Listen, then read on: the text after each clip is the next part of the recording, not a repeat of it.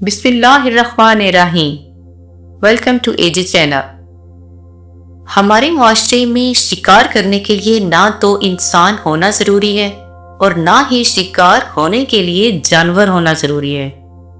ये हमारे मुआशरे का ऐसा दर्दनाक पहलू है जिसे मैं इस वीडियो में सुनाऊंगी। हर बार औरत ही मजलूम नहीं होती, मर्द भी होते हैं। वजी एक ऐसा किरदार है जिसकी मासूमियत का कत्ल एक दरिंदा सिफ्त इंसान ने अपनी हवस का निशाना बनाकर किया। मोहम्मद वजदान अली, जिसका ताल्लुक मशहूर बड़े घराने से था। 5 बहन भाई थे। वजदान को वजी बोलते थे और ये घर का सबसे छोटा बच्चा था। इसके वालिद का शोरूम के अफसर थे। वो यूके में काम कर रहे थे। वालदा एक वेलफेयर में काम करने वाली मेहनती औरत थी। वालिद तकरीबन 1 महीने बाद पाकिस्तान में इन्हें मिलने आते थे। बड़े बहन भाई स्कूल में जाया करते थे। फिर इसने भी एक स्कूल में दाखिला लिया। वो बज़ाहिर तो एक लड़का था, मगर जज्बात और आदत सब लड़कियों जैसे रखता था। लड़कियों के फैशन, इनके लिबास का शौकीन था।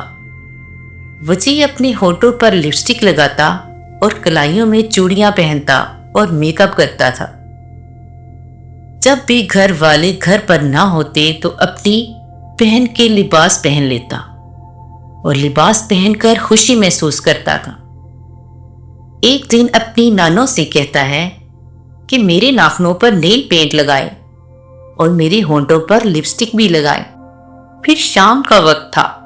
जब इसकी वालदा घर वापस आई तो वो वजी से इसके ऐसे हुलिये पर नाराज हुई और प्यार से समझाया कि बेटे, ऐसी बुरी चीजें नहीं करते, क्योंकि आपके वालिद को ये सब सख्त नापसंद है। वो बेटा, तुम लड़के हो, ऐसा काम नहीं करते। लेकिन वजी इन सब से प्यार करता था। जब भी मौका मिलता वो यही करता। इसका घर बहुत बड़ा था। घर के सामने कुछ नौकरों के कमरे थे, जिसे अक्सर लोग सर्वेंट क्वार्टर कहते हैं। वालदा ने इसे बताया कि अल्लाह इस तरह ऐसी चीजों से नाराज होगा, जैसे लड़का लड़की की तरह रहता है। लेकिन वजी को अभी भी अपने लड़की होने के अंदाज से बहुत प्यार था। वजी बहुत छोटा था, जिंदगी और इस्लाम के बारे में नहीं जानता था। 4.5 साल की उम्र में इसने स्कूल का आगाज किया। सब वजी को बहुत प्यार करते थे, क्योंकि वजी लड़कियों जैसे नए नक्श रखने वाला एक खूबसूरत सा इंसान था और ज़हीन भी था। वो हमेशा लड़कियों की गुड़िया के साथ खेलना पसंद करता। इस तरह से वक्त गुजरता चला गया और वजी बड़ा होता चला गया। घर वाले इसे जितना मना करते, इसकी दिलचस्पी उतनी ही बढ़ती चली जाती। फिर एक दिन इसकी वालदा ने सब बच्चों को छोड़ने और लाने के लिए एक ड्राइवर को हायर किया। वजी के स्कूल और इसके घर का फासला तकरीबन 5 किलोमीटर का था और नए ड्राइवर ने इसे लाने और छोड़ने का जिम्मा लिया। स्कूल सुबह 9:30 बजे शुरू होता और शाम 6 बजे खत्म होता। ड्राइवर का नाम इमदाद खान था। इसकी उम्र करीबन 40 साल थी। इसका ताल्लुक कोयटा से था। वो दिन में पोल्ट्री फार्म में जॉब करता और शाम को वापसी पर वजी के पास आकर काफी वक्त गुजारता था और उसकी देखभाल करता था और बहुत प्यार करता था। वजी की लड़कियों के स्टाइल से सब नफरत करते थे, सिवाय इस शख्स के। इसके प्यार करने का अंदाज कुछ अलग सा था।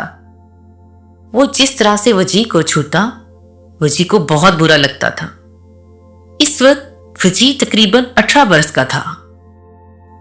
वजी को कोई अंदाजा नहीं था कि वो क्या कर रहा था। 1-2 हफ्तों के बाद वो वजी को अपने कमरे में लाता और वही गलीज़ हरकतें करने लगता।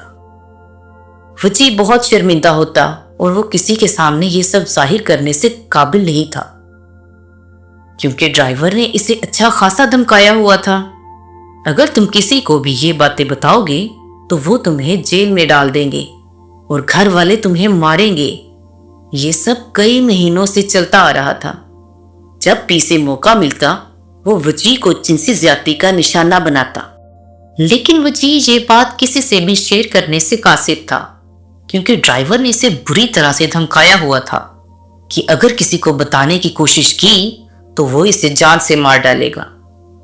پھر ایک دن امداد وجی کو اپنی ہوس کا نشانہ بنانے کے لیے کمرے میں لے کر گیا تو اس کے کسی دوسری نوکر نے اسے دیکھ لیا۔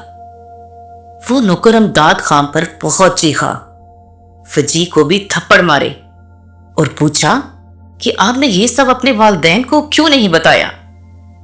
وجی بہت رو رہا تھا اور بہت زیادہ خوفزدہ بھی تھا کہ اب کیا ہوگا۔ نوکر نے اس کی والدہ کو فون کیا اور گھر بلایا۔ والدہ اس دن لاہور کا دورہ کر رہی تھی اور وہ 3 گھنٹے کی مسافت طے کرنے کے بعد گھر واپس آئیں۔ اس کے بعد بڑے بھائی نے اسے بہت پیٹا اور وہ امداد خان کے کمرے کی طرف بھاگا، مگر وہ نہیں ملا۔ پھر وجی کے بڑے بھیا نے غصے سے نوکر سے پوچھا کہ امداد خان کہاں ہے؟ اس نے ڈرتے ڈرتے بتایا کہ وہ اپنے سامان کے ساتھ گھر سے فرار ہو چکا ہے۔ وجی کی والدہ گھر پہنچ گئی اور وجی کو اپنے کمرے میں لے گئی۔ انہوں نے بھی وجی کو تھپڑ مارے اور پوچھا کہ یہ سب کیا ہے اور تم نے مجھے یہ سب کیوں نہیں بتایا؟ جب وجی اپنی آپ بیتی بتا رہا تھا تو والدہ بہت رو رہی تھی۔ پھر انہوں نے خود کو سنبھالا اور اس شخص کو فون کیا جنہوں نے وہ ڈرائیور بھیجا تھا۔ انہوں نے بتایا کہ وہ ایک گاؤں میں رہتا ہے۔ اگلے دن والد پاکستان میں آ گئے۔ وجی کی والدہ نے وجی کے والد کو سارا ماجرا سنایا۔ والد سن کر غصے میں آئی اور وجی کو پھر سے پیٹا۔ والد نے اس دن سے وجی کے ساتھ نفرت کرنا شروع کر دی۔ وجی کچھ دن اسکول نہیں گیا، اسے اکثر زیادہ بخار رہتا۔ وجی کی فیملی نے اس کی سرگرمیوں پر خاص توجہ رکھی، لیکن جب بات پھیلی تو اس کے پڑوسی اور اسکول کے لڑکوں نے اسے بڑا مذاق بنانا شروع کر دیا۔ بہت کم لوگ اس کی مالی حیثیت کی وجہ سے خاموش تھے۔ یہ غنڈہ گردی وجی کے لیے بہت پریشان کن تھی۔ بہن بھائی نفرت کرتے اور اسکول کے بچے اور محلے والے رشتہ دار اس پر تانے کستے تھے، جیسے کہ خسرا، ہجڑا وغیرہ۔ کبھی اس کے گھر والوں سے پوچھتے کہ آپ کا بھائی اب لڑکا ہے یا لڑکی ہے؟ اس کی شادی کے لیے لڑکا ڈھونڈو گے یا لڑکی؟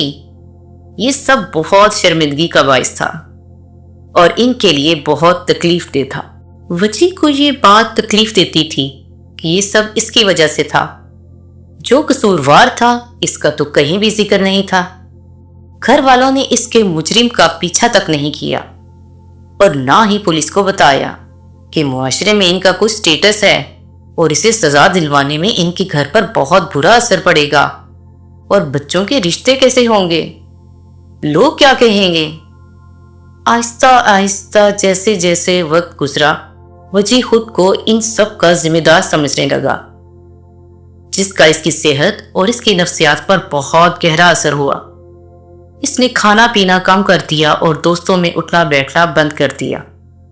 وہ خود کو بدلنا چاہتا تھا، مگر معاشرہ اس چیز کی اجازت نہیں دیتا تھا۔ کچھ مخالفین نے فیملی کا سٹیٹس برباد کرنے کے لیے اس کی تصاویر اور ساتھ میں اس کی ہسٹری کو سوشل میڈیا پر وائرل کرنا شروع کر دیا، جس کی وجہ سے گھر والے اس سے اور بھی دور ہوتے چلے گئے۔ یہ ایک ایسا واقعہ تھا، نہ لوگ اسے بھولنے دینا چاہتے تھے، نہ وہ خود اس حساب سے باہر نکل رہا تھا۔ اس نے خود کو ایک کمرے میں بند کر لیا اور خود کو ٹارچر کرنا شروع کر دیا۔ اکیلا بیٹھا گھنٹوں بلند آواز سے چلاتا رہتا اور روتا رہتا۔ کئی بار اس نے خودکشی کرنے کی کوشش کی۔ الگ الگ طریقوں سے وہ ہاسپٹل میں لایا گیا۔ ہر بار ایک الگ طریقے سے وہ خود کو تکلیف دیتا، خود کو چوٹ پہنچاتا اور زخمی کر دیتا۔ بجائے اس کے کہ گھر والے اس کی تکلیف کو سمجھیں، اس کی ماں اسے دلاسا دیتی، اس کو اپنے پاس بٹھاتی، پیار کرتی، سمجھاتی، اس نے نظر انداز کرنا شروع کر دیا اور اپنے ویلفیئر کو چلانے میں مصروف رہی۔ اور اس کا باپ یوکے میں رہا یہ سوچ کر کے معاشرے میں میری عزت ہے اور یہ میری عزت کو برباد کر گیا۔ گھر کی نوکرانی جب جب اس کے والدین کو فون کر کے اس کی حالت کے بارے میں بتاتی تو وہ تب تک وجیح کو اس کے ماضی کے تانے دیتے اور کہتے مرنے دو اسے، جب وہ مر گیا تو بتا دینا، ہم فاتحہ پڑھنے آ جائیں گے۔ وجیح کی حالت آہستہ آہستہ بد سے بدترین ہوتی چلی گئی۔ اس کو کہیں بھی سکون میسر نہیں تھا۔ بدحالی کی حالت میں ایک دن اس نے درگاہ کا رخ کیا۔ وہ کبھی درگاہ جاتا تو کبھی مسجد میں گھنٹوں بیٹھا رہتا۔ وجیح بہت خوبصورت تھا، مگر اب اس کی حالت بے جان مردوں جیسی لگتی تھی، کیونکہ اب وہ 25 برس کا ہو چکا تھا۔ ایک دن درگاہ میں بیٹھا تھا کہ ایک خوبصورت سی سفید لباس پہنے ایک لڑکی اس کی زندگی میں آئی۔ وجیح کی شیو بڑی ہوئی مگر رنگ سفید اور بال لمبے تھے۔ وہ اپنی سیاہ چادر اوڑھے فقیروں کی قطار میں درگاہ کی سیڑھیوں پر بیٹھا تھا کہ اچانک نیاز دیتے وقت اس لڑکی کا نیاز والا کھانا وجیح کے اوپر گر گیا۔ وجیح اوپر سے لے کر نیچے تک سارا سالن سے بھر چکا تھا۔ لڑکی نے جلدی سے معافی مانگی اور اس کے پاس بیٹھ گئی اور بولی، معاف کیجیے گا، مجھ سے غلطی ہو گئی۔ مگر وجیح نے اس پر کوئی رد عمل ظاہر نہیں کیا، جیسے کچھ ہوا ہی نہ ہو۔ وہ اپنے خیالوں میں گمسم اس طرح سے اس لڑکی کو دیکھتا رہا اور خاموش رہا۔ وہ ابھی بھی اس لڑکی کے سامنے ہاتھ پھیلائے اسی طرح سے بیٹھا تھا جیسے وہ اس کے ہاتھ میں نیاز دے دے گی۔ وہ لڑکی ایسے چپ چاپ بیٹھی تھی جیسے کسی نے اسے فریز کر دیا ہو۔ وجیح کے بڑے ہوئے لمبے سیاہ بال، اوڑھی ہوئی سیاہ شال اور آنکھوں کے گرد سیاہ حلقے اور سفید رنگت اس لڑکی پر بہت گہرا اثر ڈال رہی تھی۔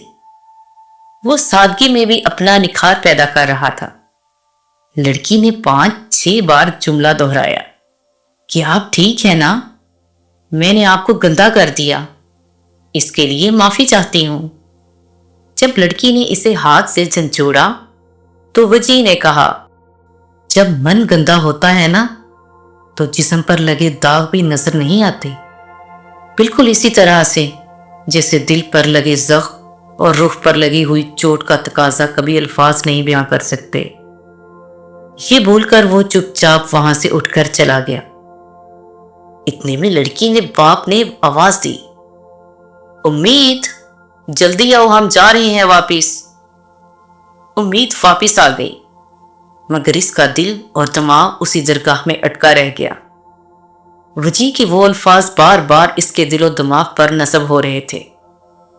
امید وہ واحد لڑکی تھی جس نے اس کی آنکھوں میں دیکھ کر اس کے دل کا درد اپنے دل سے محسوس کیا تھا۔ اس کے بعد امید ہر جمعے کی شام درگاہ پر نیاز کے بہانے جاتی اور اسے گھنٹوں دیکھتی رہتی۔ وجیح نے اپنی کالج لائف چھوڑ دی تھی اور درگاہ اور مسجد کو ہی اپنا گھر سمجھ لیا تھا۔ گھر والوں نے بھی مڑ کر اس کا حال نہ پوچھا۔ پھر ایک دن ہمت کر کے امید وجیح کے پاس آئی اور اسے اپنی پسندیدگی کا اظہار کیا۔ وجیح نے فوراً انکار کر دیا۔ امید نے پوچھا کہ وجہ جان سکتی ہوں انکار کی؟ وجیح پہلے چپ چاپ بیٹھا رہا، پھر بولنے لگا اور بولتے بولتے اپنے سارے دل کا حال اور ماضی کی تلخ یادیں اور اس میں کی گئی غلطیاں سب بیان کر گیا۔ پھر کہنے لگا کہ اب تم بھی مجھ سے نفرت کرنے لگو گی، جس طرح سے لوگ مجھے نفرت کی نگاہ سے دیکھتے ہیں۔ پھر کہتا ہے کہ مجھ سے دور رہو، میں تمہارے قابل نہیں ہوں، بلکہ کسی کے بھی قابل نہیں ہوں۔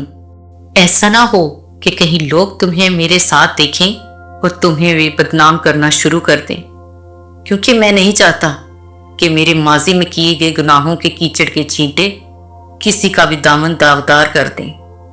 جاؤ، چلی جاؤ یہاں سے اور واپس کبھی مڑ کر مت دیکھنا۔ اس کی ہر بات امید کے دل پر گہرا اثر چھوڑ رہی تھی اور وہ وجیح کے اور بھی قریب ہو رہی تھی۔ امید نے ہمت بڑھا کر وجیح کا ہاتھ پکڑا اور کہا، تمہارے ماضی میں کیے گئے گناہ میری محبت پہ بالکل بھی اثر انداز نہیں ہو رہے، کیونکہ مجھ سے اس سے بھی بڑا گناہ ہوا ہے، تم سے محبت کرنے کا گناہ۔ اب چاہو تو اسے قبول کر لو اور چاہو تو اسے دھتکار دو۔ فچی پیچھے مڑ کر بولا، کسی کو کیا دھتکاروں گا میں تو خود دنیا کا دھتکارا ہوا ہوں، ایک عام سا انسان ہوں۔ تم بہت قابل لڑکی ہو، اللہ تمہیں خوش رکھے، تم میرے جیسی ہستی کی بالکل بھی مستحق نہیں ہو۔ امید نے کہا، اس بات کا فیصلہ میں کروں گی، تم نہیں۔ تم اس بات کی فکر چھوڑ دو اور ماضی میں ہوئے گناہ کی وجہ سے تم اپنا آج کیوں خراب کر رہے ہو؟ تم چاہو تو اس چیز سے نکل سکتے ہو، اور میرا وعدہ ہے میں اس میں تمہارا پورا ساتھ دوں گی۔ فجی کہتا ہے، انجان لڑکی، تم بہت نادان ہو، تم دنیا کی حقیقت سے بالکل ناواقف ہو۔ اس دنیا کو جتنا قریب سے میں نے پرکھا ہے، تم نے نہیں پرکھا ہوگا۔ میں اس درد سے کبھی آزاد نہیں ہو سکتا جو میری روح پر لگا ہے۔ فچی یہ بول کر اپنا ہاتھ چھڑاتا ہے اور جانے لگتا ہے۔ امید کہتی ہے، تم ایسا کیوں نہیں کہتے کہ تم بزدل ہو؟ تم کل کی وجہ سے اپنا آج خراب کر رہے ہو، صرف اس وجہ سے کیونکہ تم ایک کمزور انسان ہو۔ امید نے ایسا بول کر فجی کا ضمیر جگا دیا، مگر وہ پھر سے خاموشی سے جانے لگا تو امید نے پھر سے اسے روکا اور بولی، تم اس درد سے اس لیے نجات نہیں پا سکتے کیونکہ تم بہت کمزور انسان ہو، اور تم اس دنیا میں رہنے کے قابل بھی نہیں ہو، کیونکہ جس نے تمہیں اس درد میں قید کیا، تم نے اسے آزاد کر دیا اور خود کو اس درد میں ہمیشہ کے لیے قید کر لیا۔ یہ ہے تمہاری بہادری؟ ہمت ہے تو ڈٹ کر دنیا کا سامنا کرو، اس کا مقابلہ کرو، خود اپنے آپ میں ہمت پیدا کرو اور لوگوں کے سہارے ڈھونڈنا چھوڑ دو، نہ گھر والوں کے، نہ میرا، نہ کسی اور کا، صرف اللہ پر بھروسہ رکھو۔ فجی اس کی باتیں سن کر سر کو جھٹکا رہا تھا، مگر امید کی باتیں اس کے دل پر گہرا اثر چھوڑ رہی تھیں۔ پھر آخر کار فجی ہمت ہار گیا اور دیوار کے ساتھ لگ کر نیچے بیٹھ گیا اور بلند آواز سے رونے لگا اور چیخنے لگا۔ اس کا حال ایسے تھا جیسے کسی نے اس کی روح کو جھنجھوڑ کر رکھ دیا ہو۔ امید اس کے پاس بیٹھ گئی اور اسے سہارا دینے لگی۔ وہ امید کے کندھوں پر سر رکھ کر گھنٹوں روتا رہا۔ پھر امید نے بولا، تم رو لو، اپنے دل کا جتنا درد ہے اسے اپنے اندر سے نکالو، اپنے درد کو آنسوؤں سے بہا دو، ہمیشہ ہمیشہ کے لیے، اور خود کو ایک مضبوط انسان بناؤ۔ اپنی زندگی کی نئی صبح کی نئی شروعات کرو، دنیا کو آنکھوں میں آنکھیں ڈال کر بات کرو اور اس بات کا جواب دو۔ نماز پڑھو، قرآن پڑھو اور اللہ سے مدد مانگو، دیکھنا وہ تمہیں کبھی بھی مایوس نہیں کرے گا انشاءاللہ۔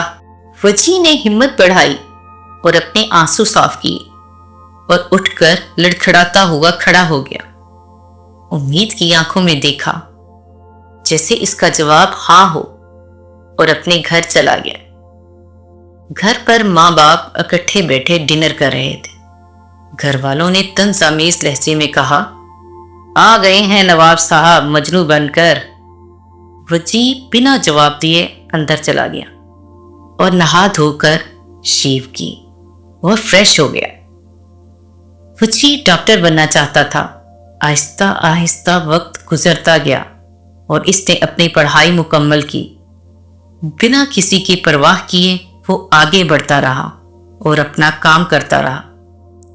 مسجد میں 5 وقت کی نماز ضرور پڑھتا اور اللہ سے دعا کرتا تھا کہ اللہ مجھے انصاف ضرور دلانا، مجھے دنیا کی عدالت میں نہیں، مجھے تمہاری عدالت میں انصاف چاہیے۔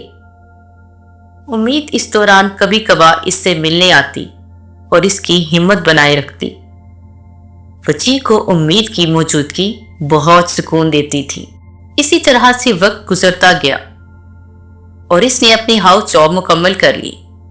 اپنے ہاؤس جاب مکمل کرنے کے بعد لاہور کے سرکاری ہسپتال میں اپنی نوکری شروع کر دی۔ اسی دوران اس نے امداد خان کا کافی پتہ کروایا، مگر کچھ نہ معلوم ہو سکا کہ وہ کہاں غائب ہے۔ پھر ایک دن ایسا آیا کہ وجی اپنے آفس میں بیٹھا تھا کہ اچانک ایک ایمرجنسی کیس آیا۔ نرس نے وجی کو جلدی سے آپریشن تھیٹر میں بلائے۔ باہر آ کر دیکھا تو پولیس اور میڈیا مریض کو گھیرے ہوئے تھے اور اس کا باپ منتیں کر رہا تھا کہ پلیز ڈاکٹر کو بلائیے، میرے بچے کا علاج کریے۔ میں آپ سب لوگوں سے ہاتھ جوڑ کر کہتا ہوں کہ میری خبر میڈیا میں مت لگائیے، برائے مہربانی میرے ساتھ تعاون کیجیے۔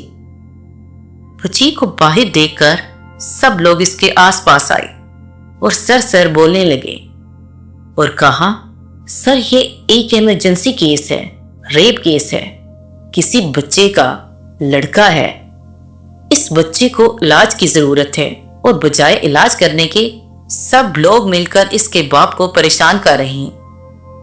یہاں تک کہ ہاسپٹل کا سٹاف بھی اس کیس کو لینے سے انکار کر رہا ہے کہ جب تک پولیس کی تحقیقات مکمل نہیں ہوں گی ہم کیس نہیں پکڑیں گے۔ وجی کو چکر آیا اور پسینہ اس کے ماتھے پر صاف نظر آ رہا تھا، جیسے وہ ایک بار پھر سے ماضی میں چلا گیا ہو۔